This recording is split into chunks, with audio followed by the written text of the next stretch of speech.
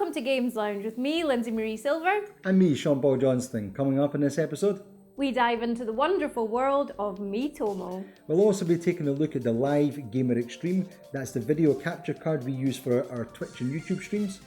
And we're going to enjoy lots of bits and bobs of news that might be of interest to you since our last episode. So stay tuned for that.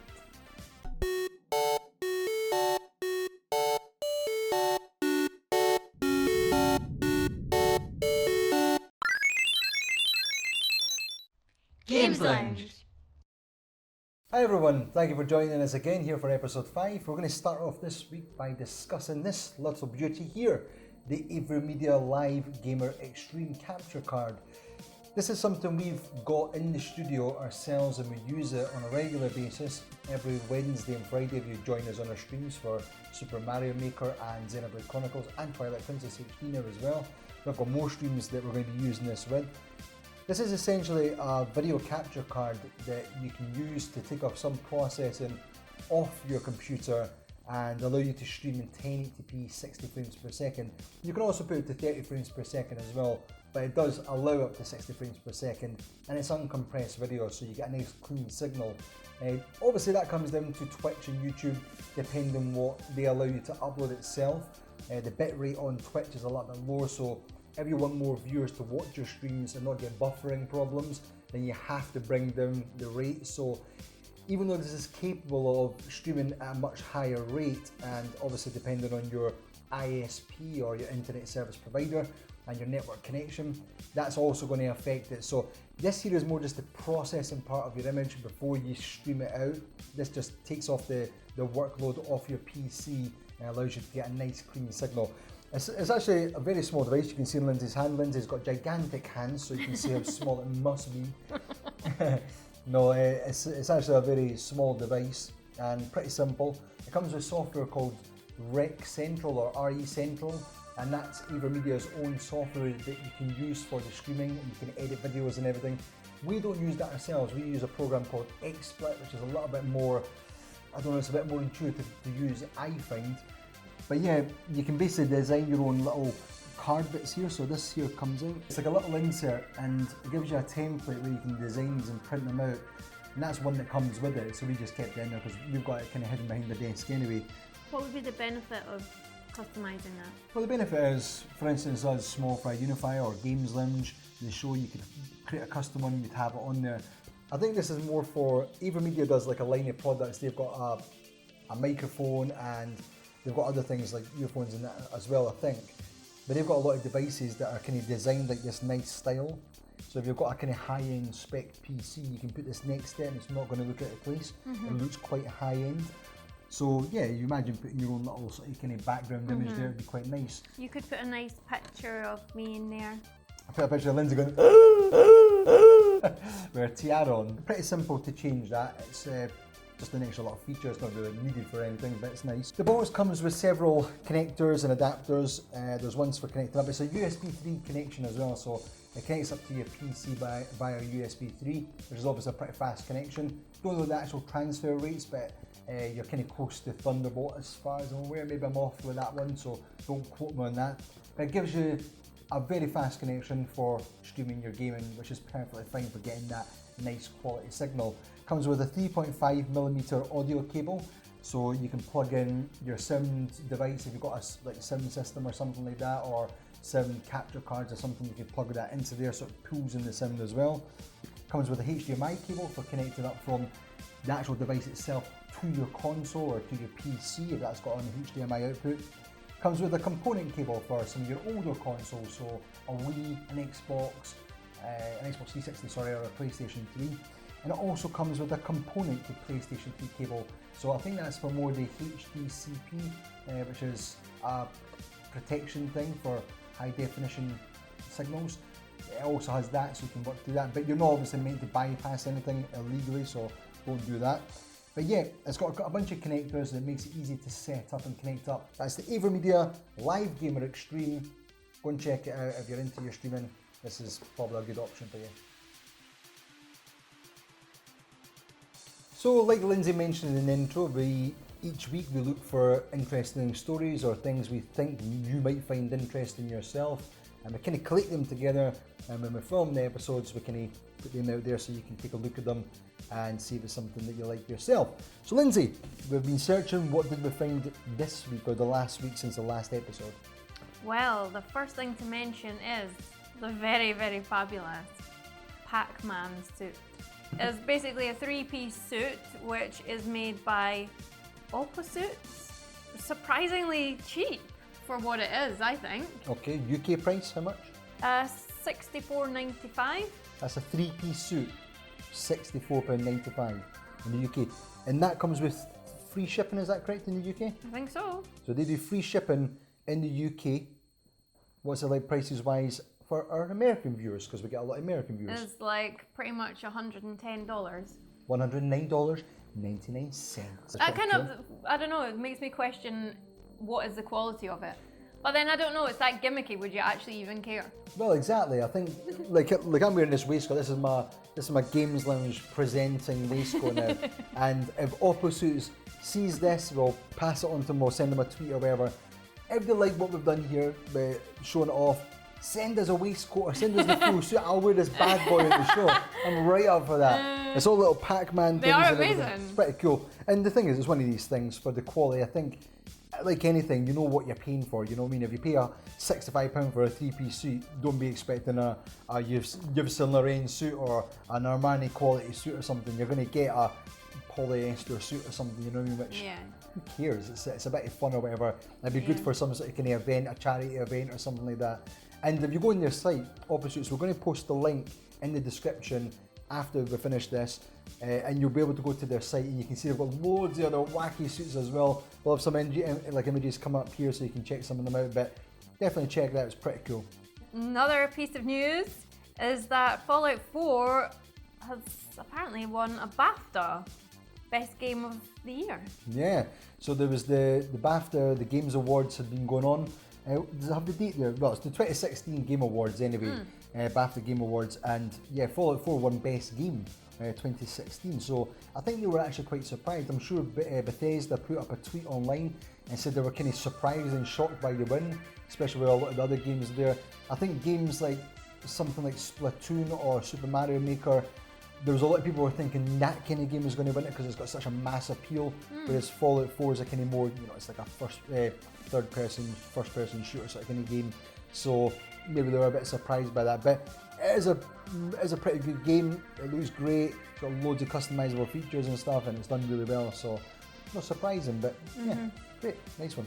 And you can check out more about that at www.bafta.org/games. Yeah, pretty simple website actually. But they've got all the categories there of all the different winners and all the different games categories, and along with everything else for BAFTAs. You can go and see who was like the best online game, the best game of the year, the best whatever. Obviously Fallout 4 was the best game of the year. All-round entertainment news there, yeah. And then the Game Boy Zero is running on raspberry. It was running on cherries. I like cherry pie, can you tell? Raspberry pie. Anyone that knows about I coding, could have blown a raspberry there, but wouldn't be very ladylike. Anyone knows about the Raspberry Pi? It's a small computing device, like a circuit board that you can code, you can do retro games in it, you can build robots and everything with it. It's a really cool device. It's about £35, I think it is, for the new one, the Raspberry Pi. But it's basically opened the door to people programming, building computers, kids and everything. So it's an amazing little piece of technology. What someone's done here is, the guy's basically taken a Game Boy, one of the original Game Boys, and he's put in a Raspberry Pi that you can now play retro games, so you can play SNES, all that kind of stuff, full colour on the screen. And he's put in an extra 2 buttons, so it's got the 4 buttons like a SNES. Really, really cool. I still think he should have used different buttons in different colours, but anyway, it looks really cool. He's using the actual cartridge, but he's got an SD going into the cartridge now, so you can basically put the games on. Ignoring the sort of kind of potentials there for piracy or like that kind of stuff, I think the idea, the concept is really, really cool. It looks awesome. Check it out, go and check it out. The guy's putting up a tutorial.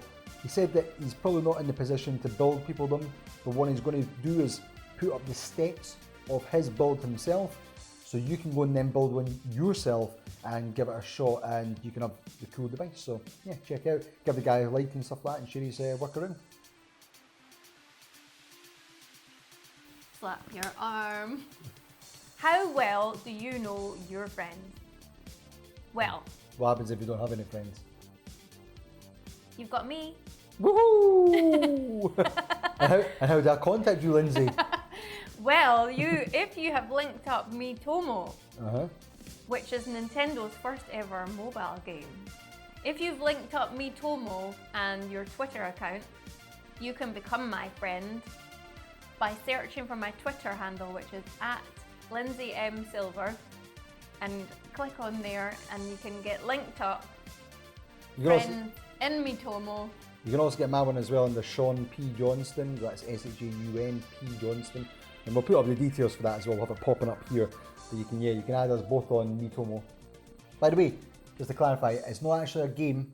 This is where people on sites got this wrong Is as it well. an app? It's an app. Ah. So there was a lot of people got frustrated by it and said, it's not a But game, it's I not a would game. call it like an app game then. Well, it is. It's Or kind a of got. game app. It's got game. Is it an app game or a game Well, app? it is because Tomodachi and stuff that is kind of similar to same team that made that. Tomodachi was brilliant. They are games and it's got similarities to that. So you would call it game-related social media or something. I don't know.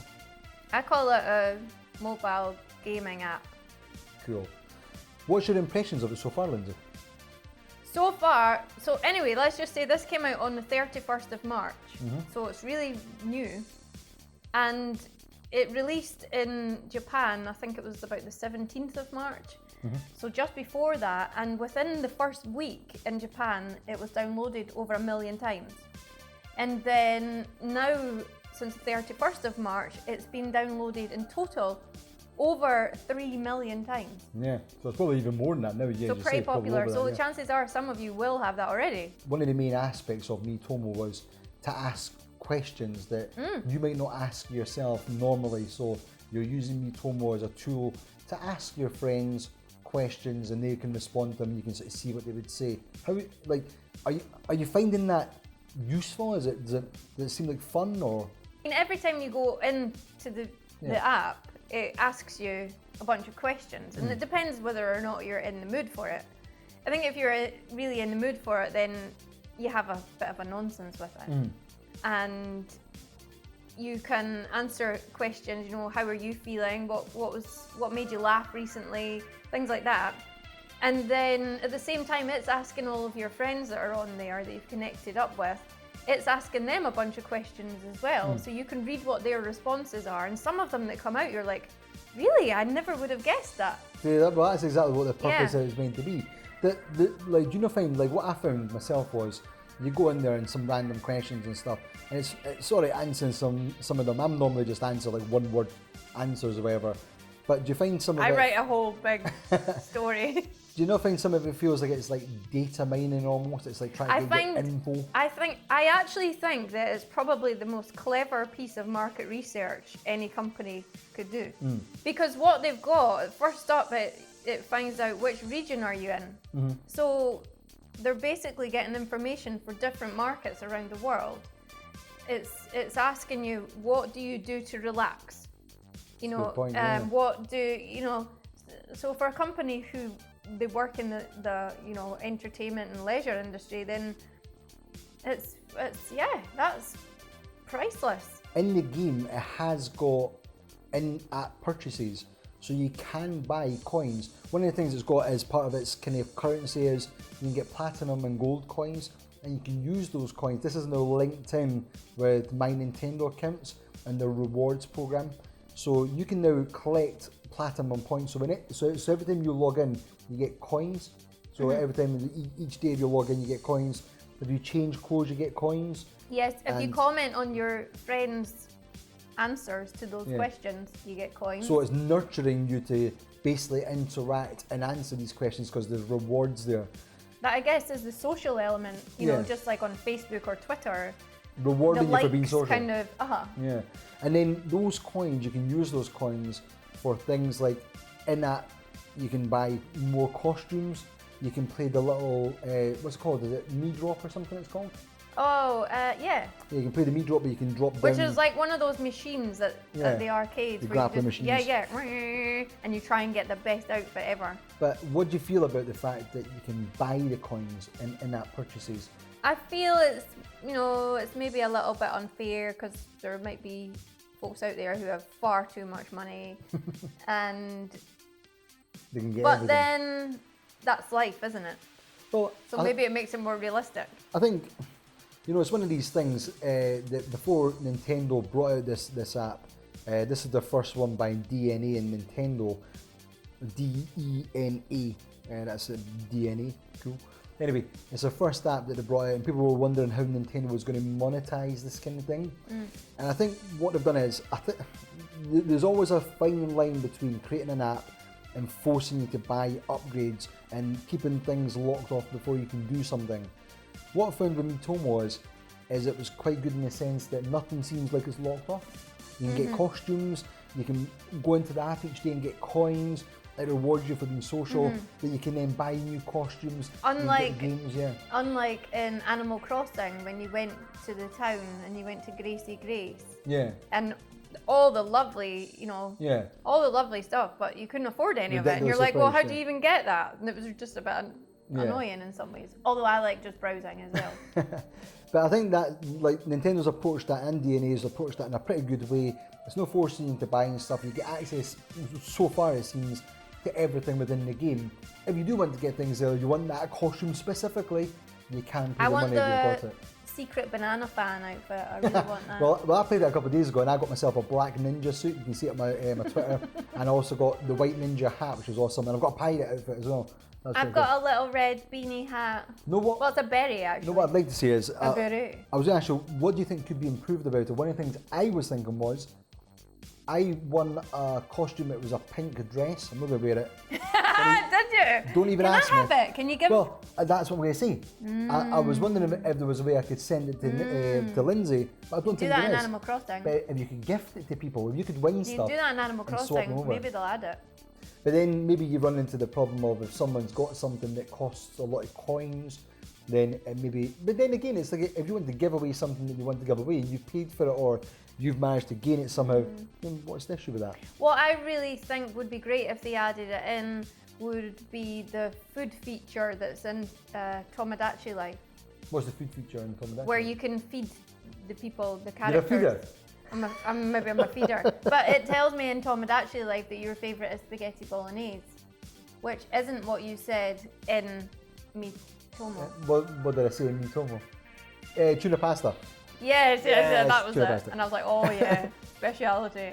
Who do you think the game appeals to most? Because obviously we're enjoying it, and you probably enjoy it more than I do. Like you said, you're into Tomodachi Life and Animal Crossing. I find with those games, I play them for a little bit, and then I kind of lose a little bit of interest. So it's maybe more tailored, like I feel it's maybe more tailored towards younger kids that are kind of got more time What are you to trying spend to it. say, like? Or females. Do you think it's more tailored towards that demographic? Nintendo's trying to draw more people in like that? Or do you think there's a specific it's trying to aim for? Or do you think it's covering its base and getting everyone really? Well, you've got it. True. You've been answering the questions. You've been enjoying your ninja outfit. Yeah, true. So yeah, we're enjoying it. I think you're going to carry on playing it, aren't you? We'll maybe Yes. come back to it down the line, see what we think of it a few episodes in or something, and we'll see if it's still got its mass appeal for both of us or not. So Lindsay, there's an industry event that's quite an important one that you want to tell us about. Fire away. Yeah, I want to talk to you about the MCV Women in Games Awards 2016. And this is happening very soon. I think it's quite an important one to mention. The MCV Women in Games Awards was set up in 2011 as a not-for-profit organisation to celebrate and inspire women in the gaming industry. Yep. And they have numerous different categories. This year they've got 6 brand new special categories that they're adding. Just to clarify, MCV, in case anyone's wondering what MCV is, it's just a magazine that's here in the UK. It's an industry magazine that gets sent out to games companies, retailers, and mostly retailers. And it tells you what's happening with industry events. So you know when the big events like this are coming up, when there's things like Game Awards or the Baftas, it'll tell you when those things are on, gives you contact details. Anyway, they're the ones that have set this up, just in case you're wondering what that was. so this event is happening on the 19th of May and it's happening at London's Hamyard Hotel. Tickets are £49 if you book before the 15th of April, and that includes your entry, food and drinks. And it's just going to be particularly fabulous. MCV have just announced who the top 30 women in games are, and these are influential women in all different areas, and these have been chosen by a panel of specialists, executives within the industry, and that panel is made up of both men and women. Yep. And I think heading up that panel is Tim Adcock. She runs a company called OPM that does recruitment for the games industry, so developers, quality assurance testers, all these kind of things. She runs that company, so I think she's in charge of the panel, maybe. But anyway, yeah. So it's not just guys judging this; it is women as well, which is important. Hosting this event is Julia Hardy, who also is a presenter for BBC Radio 1's monthly video games show. That's a fairly new show, isn't it, as well? Yeah, they're talking about games. I would rather have something like an actual show itself, but still, video game radio show. Better than nothing. Yep. I think Julia, she's also recognised in the competitive game scene. She does like some presentation for some of the industry events where it's games competitions. Can't remember the actual ones, but it's like maybe a League of Legends one or something like that. So she's kind of known in that scene. And she's also presented a couple of other things. I think she's done some of the Bafta things as well.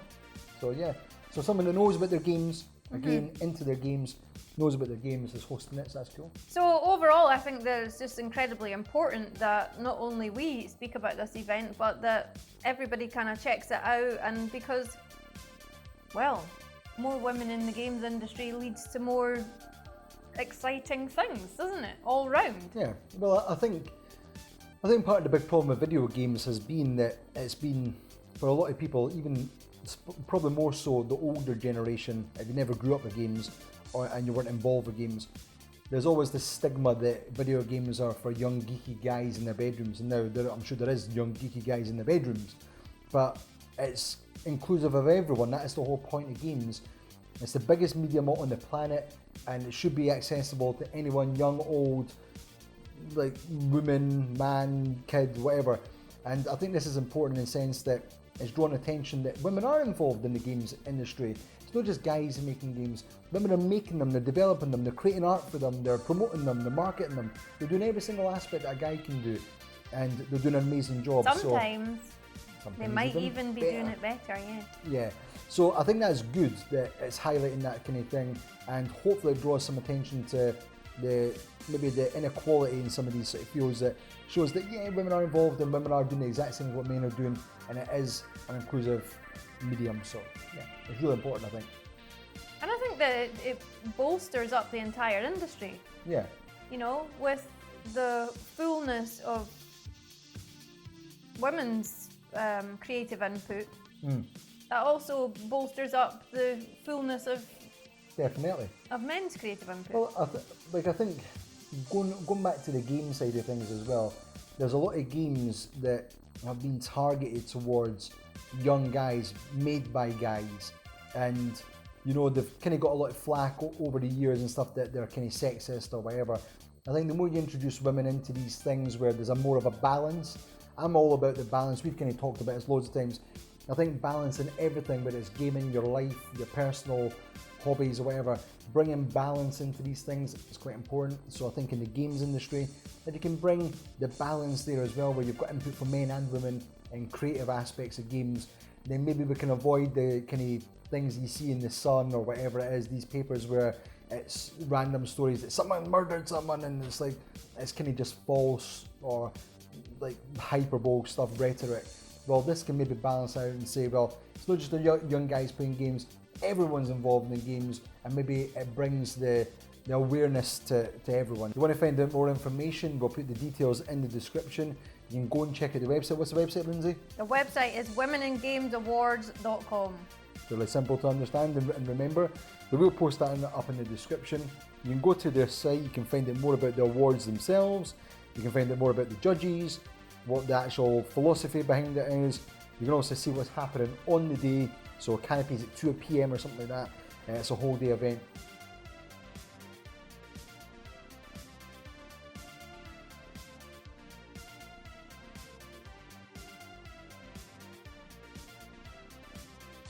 Women in Games Lounge Award 2016.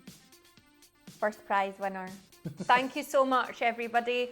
And thank you for watching this episode of Games Lounge. It's been lots of fun as ever. Remember, you can leave your feedback and your comments in the video. If you haven't checked out the previous episodes of Games Lounge or even our streams, come and join us. We're streaming on Wednesdays and Fridays. We're going to have more streams coming up as well, so definitely check them out as well.